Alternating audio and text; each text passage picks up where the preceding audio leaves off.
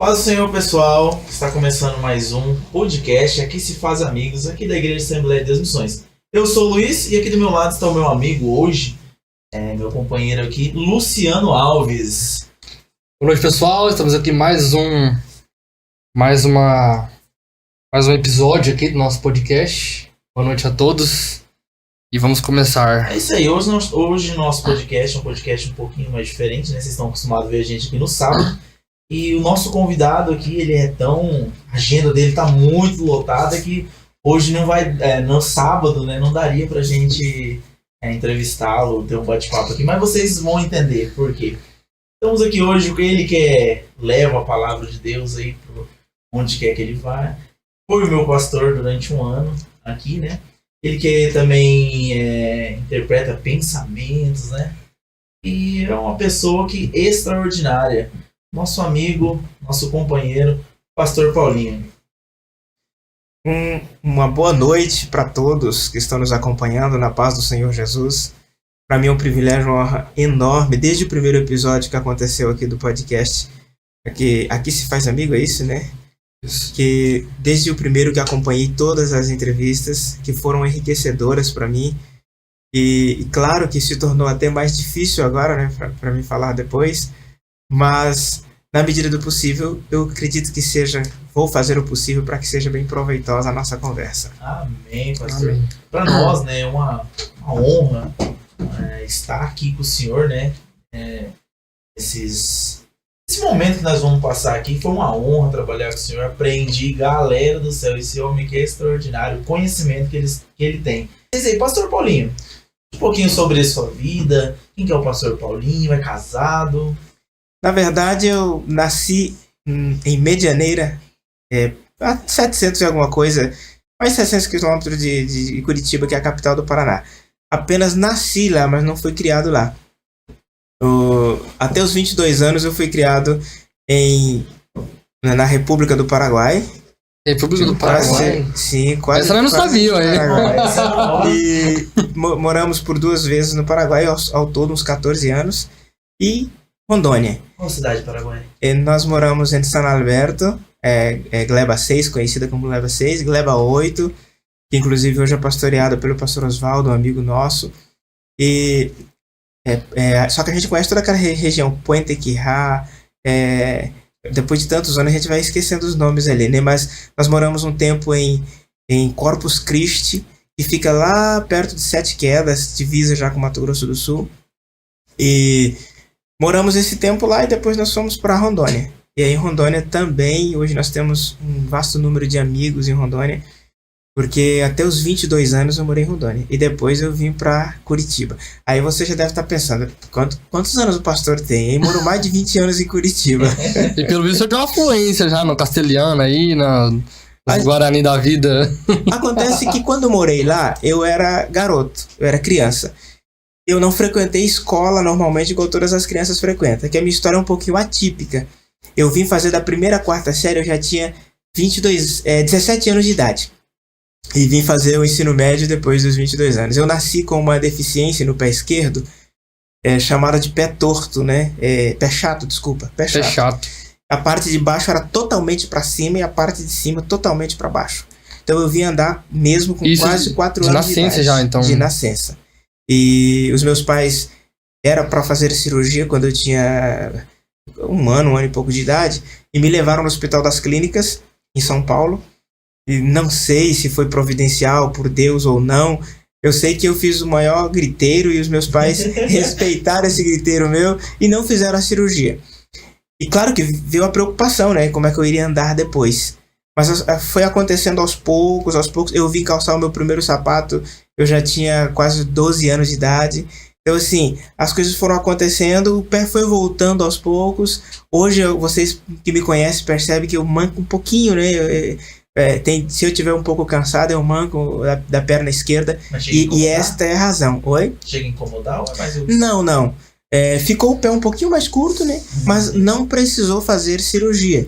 Então, por essa razão, tanto igreja quanto escola, eu acabei não frequentando quando criança. E o outro agravante é que a gente morava em outro país. Então, por isso eu acabei não estudando normalmente no Paraguai. E aí a gente aprendeu alguma coisa só pra, né? Só Então pra toda essa quebrar o trajetória do galho. senhor começa lá no Paraguai. então, na verdade. Paraguai e Essa é depois Rondônia. Aquele início ali dos anos 80, que o governo estava dando terras, o INCRA estava dando sítios, e era um sítio de 42 alqueires, aqueles alqueires paulistas, né? E aí nós fomos para lá, os meus pais queriam, né, conseguir um sítio lá. Nós fomos em 84, já não conseguimos mais o que meu pai queria, né, ganhar esse sítio. Mas ficamos morando lá, e Rondônia a gente tem um carinho imenso. Inclusive eu quero deixar aqui um abraço para o meu irmão, pastor Gersino Pereira, que está nos acompanhando lá de Alto Alegre dos Parecis, em Rondônia. E todos os pastores, pastor Erli Calisto também de Rondônia, e fugiu da memória agora a cidade que ele pastoreia. Mas um grande abraço aí para todos os nossos amigos do estado de Rondônia. Eu perdi 4 irmãos meus em um único ano. É uma outra história de que eu nasci no lar evangélico, mas foi bem recente assim que a minha família havia aceitado a Jesus como Salvador. Mas a minha família, ao mesmo tempo que eram católicos, não tão praticantes, mas católicos, e também frequentava a mesa branca. E quando os meus pais foram evangelizados, que demoraram um pouco para sair de lá, toda aquela situação de não querer aceitar, enfim, foram ameaçados, e de fato 4 irmãos meus morreram. Eu sei que muitas pessoas, aqui eu não quero, eu tenho cuidado aqui, né? Ninguém está atingindo a religião de ninguém, mas as pessoas daquele momento sim fizeram ameaças, e de fato, inclusive, a minha irmã mais velha, com 19 anos, morreu com um feitiço de uma bola de cabelo na garganta. Então, logo em seguida, os meus pais aceitaram a Jesus como Salvador. A partir dali, não houve mais mortes nenhuma relacionada a isso. Tive a perca de um irmão há alguns poucos anos atrás, né? Mas foram complicações de micro-AVCs. O senhor não é da igreja, não é de berço, no caso, do berço evangélico, então o senhor veio... Eu sim, os outros meus irmãos não. Então, tá. Aconteceu que quando os meus pais vieram para Cristo, eu creio que mais ou menos 1 ano e pouco, 2 anos, eu nasci. Uhum. Mais ou menos isso. Então, assim, aí começa, né? Por mais que eu tenha nascido no lar cristão, mas pela dificuldade que eu falei, então eu só vim frequentar mesmo cultos e tal, que a gente morava na roça. Então, até os 16, 17 anos eu morei na roça. Nós morávamos na roça. Éramos arrendatários, no Paraguai principalmente. Então, todo o nosso início foi na roça, caminhando. Eu até ouvi a entrevista aqui, o bate-papo do pastor Jair falando, né, que a gente caminhava longe para ir adorar a Deus, cultuar. Nós vivemos essa realidade de caminhar 12 quilômetros, 10 quilômetros para ir no culto, às vezes ir em uma atividade na igreja e ficar para outra, porque não daria tempo de voltar em casa. Mas foi um período muito bom, e foi nessa fase que Deus falou comigo pela primeira vez na minha chamada ministerial. Eu, com aproximadamente 10 anos de idade, com um bocado de enfermidades, sem saber de que origem seria, no Paraguai, e Deus usou um irmão, andou 20 quilômetros de bicicleta, chegou e perguntou se ali havia um garoto, e assim, e foi explicado que sim, e aí Deus usou ele para orar por mim, e eu recebi a cura. Então, assim, aí nesse momento eu nem entendia muito bem essa questão de chamada, de ministério, mas naquele momento Deus usou ele para falar comigo sobre a chamada ministerial pela primeira vez. Depois o senhor mudou para o Brasil, o senhor foi direto para Curitiba? Sim, do Paraguai nós mudamos para Rondônia. Então a minha adolescência e a transição ali da adolescência para a juventude foi em Rondônia. Apesar que eu, com 20 anos de idade, não me respeitavam como 20 anos. Eu tinha cara de 15, então eu não me respeitava muito como jovem, eu olhava como adolescente. Sem querer falar aquela pergunta assim, mas quantos anos o senhor tem hoje? Olha só, eu sabia que essa pergunta viria. O senhor falou que eu tenho o senhor começou a falar também? Para as pessoas que estão nos acompanhando, eu tenho menos de 100 anos, tá? 48 anos eu fiz agora dia 2 de setembro. 48, não parece mesmo não. Se você fosse falar quantos anos o senhor, você daria pra ele? Daria uns 38. Olha só, 38, 36. Depois eu te pago uma pizza. Então, a gente vê muito falar assim na questão a vida da gente, como foi difícil, né? Sim. Hoje em dia, pra quem mora aqui em Chapadão, o senhor falou mais ou menos 12 quilômetros, daqui é Campo Bom, né? Da Campo Bom, a fazenda aqui. Então Próximo. É uma caminhada. É, caminhar a extensa, pé né? a gente E fazia. sem asfalto ainda também era. Mas foi um tempo Tá bom. muito bom, porque parece, Luciano, Luiz, a impressão que dá é que quando tem mais dificuldade, a gente valoriza mais. Principalmente no âmbito espiritual. Lá em casa, todo mundo, os meus irmãos todos receberam o batismo com o Espírito Santo, ainda garoto ainda. Teve um dos meus irmãos, o Joel, que esteve aqui em Chapadão já, o presbítero Joel, que hoje está morando em Laranjeiras do Sul, que veio para o culto de ensino. Várias crianças receberam o batismo com o Espírito Santo e ele não voltou para casa pensando que não ia receber, e Deus batiza ele com o Espírito Santo no caminho. Então, assim, foi um tempo difícil, porém, um tempo, eu creio, que a gente valorizava mais a questão espiritual e Deus manifestava mais também. O pessoal também sempre fala, né? Antigamente a gente parece que era mais feliz. Na verdade, igual o senhor falou, a gente valorizava aquilo, porque era difícil conquistar, era difícil ter, né? Sim. Por exemplo, eu conquistei meu primeiro videogame, eu tive que trabalhar doído. Meu pai... Eu lembro meu celular também, meu celular que trabalhar. Não morava na fazenda, eu morei até os meus 16, 17 anos também, sempre na fazenda. Uma vez, minha mãe que tá assistindo, ela vai lembrar, uma vez eu cheguei pro meu pai, falei, pai, celular, o primeiro, Sim. antes do videogame foi o celular. Uhum. Eu morava ali perto de Indaiá. Aí ele falou assim, uai, você quer um celular? Então tá bom. Vai trabalhar. Não, ele pegou, eu parei de férias, né? Falei, nossa, eu vou ganhar um celular. Ele arrumou com o irmão pra mim fazer umas diárias lá na fazenda, em outra fazenda. Sim. Aí eu consegui, fui lá em Cacilândia e comprei meu primeiro celular. E o videogame, o dia que eu cheguei pra ele, falei, pai, eu quero um videogame. Aí ele falou, não, você quer um videogame? Então tá bom. Foi lá e conversou com o seu Ariston. O Ariston, que era o patrão da fazenda, Sim. pegou e vai fazer cerca com ele, vai te pagar a diária. Até hoje eu lembro, era R$40. Hoje em dia a diária é 100, 120 reais. Sim. Então, e a gente aprende a valorizar, né? Assim, o celular caiu, meu Deus, aqui custou dias de trabalho. Tenho certeza que você guardava 7 chaves. Protegia, Ninguém cuidava. mexia. E antes que alguém pense que eu seja saudosista, na verdade, não é que, só fazendo uma correção aqui, não é que era melhor ou que a glória de Deus talvez manifestava mais, mas a gente valorizava mais isso e se dedicava mais, e por essa razão, né, a gente presenciava mais o mover de Deus. Não que a gente seja saudosista, mas algumas coisas, Luciano, a gente precisa resgatar. Eu tive o privilégio, por mais que, como vocês disseram aí, depois eu pago a pizza para vocês, eu sou ainda jovem, mas eu conheci a igreja de 40 anos atrás, entendeu? Então, assim, falando no contexto agora cristão, né, da igreja, era uma outra realidade no âmbito espiritual, sim. Pastor, o senhor foi para Curitiba, ontem, na despedida do senhor, o senhor falou uma coisa lá que eu falei, vou ter que perguntar para ele. Sim. O senhor falou que o senhor achava que não ia casar. Olha o que ele foi pensar, hein? O povo falava que o senhor, o Paulinho não vai casar. Sim. Só bem lembrado aqui, não eu que pensava assim, as pessoas que se preocupam. Não, mas brincadeiras à parte, geralmente quando tem alguém que fica um pouquinho mais, principalmente se passar dos 30, né? Tipo o Luciano da vida. Assim. Aí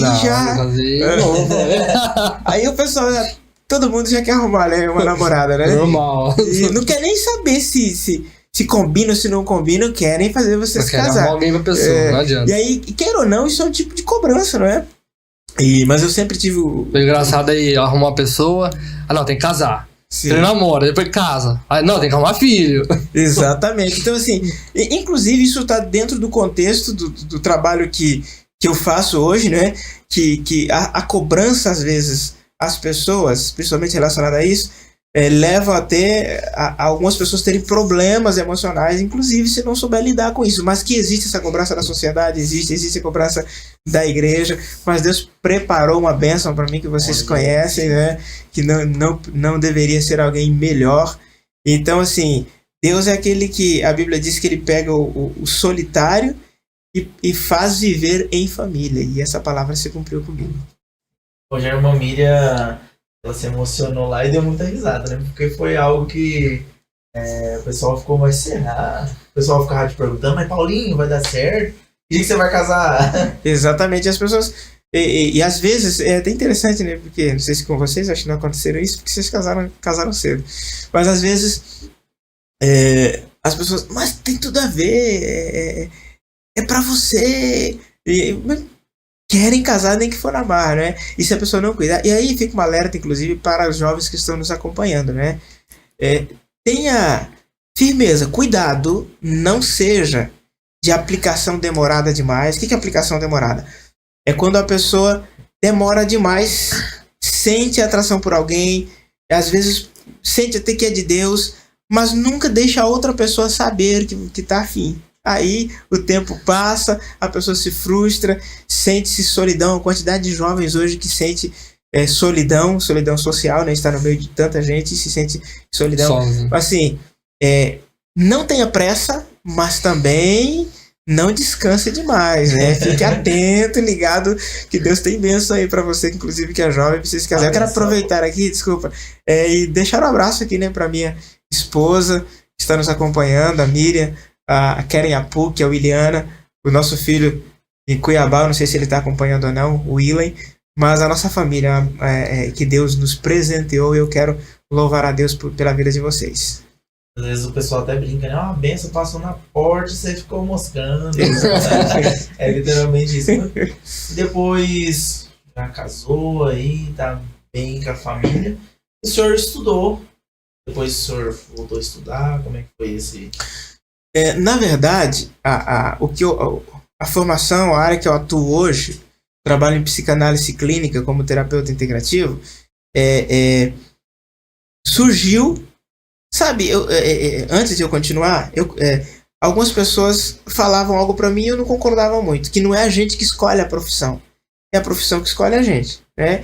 Então, comigo aconteceu assim, porque exatamente pela necessidade que eu tinha do autoconhecimento emocional, e eu não tive assim o privilégio, não vou culpar ninguém, né? Cada um tem a sua história, eu não tive terapeutas, pessoas que se ofereceram orientando, né? Você tem essa necessidade aqui, ali, deixa eu te ajudar, não. Mas eu virei a chave a partir do momento em que Deus falou comigo, da chamada de Deus para mim, e eu comecei a ler e ler sobre duas coisas que me prejudicavam muito. A questão emocional, porque se vocês me conhecessem com 20 anos de idade, mais ou menos, 17, 20 anos de idade, dava a benção apostólica na igreja, eu já estava indo para casa para não conversar com as pessoas. Eu não era tímido, eu tinha fobia social, hoje eu sei que é fobia social. Então eu comecei a ler sobre a questão emocional e a outra coisa sobre comunicação. Então eu comecei a gostar demais sobre essa área, sobre a questão da comunicação. Uma área que o senhor tinha, digamos, tinha um receio, um medo. Eu era travado, literalmente travado. Então assim, em busca de melhorar tanto na comunicação quanto no conhecimento emocional, foi aonde eu fui tomando gosto pela área. Pela área. E aí hoje eu trabalho e gosto demais dessa área da terapia.